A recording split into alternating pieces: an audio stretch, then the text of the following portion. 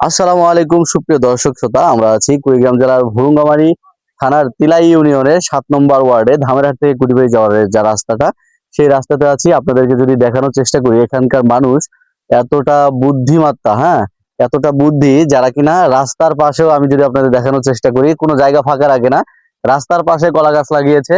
দেখেন, কলা কিন্তু ধরে আছে। এবং আরো যদি আমি দেখানোর চেষ্টা করি, দেখেন রাস্তার পাশে দুই সাইড দিয়ে জায়গা ফাঁকা রাখা যাবে না, হ্যাঁ, দুই সাইড দিয়ে কিন্তু তারা সুপারি গাছগুলো তারা ফেলে রাখছে। কখনো দেখা যাবে এরকম সময় যে এই গাছগুলা, এই সুপারি গাছগুলা 1-2 বছর পর যে সুপারিগুলা ধরবে, তা মানে মানে এটা ভাষায় বলা যাচ্ছে না যে কি পরিমাণে একটা ইনকাম হবে।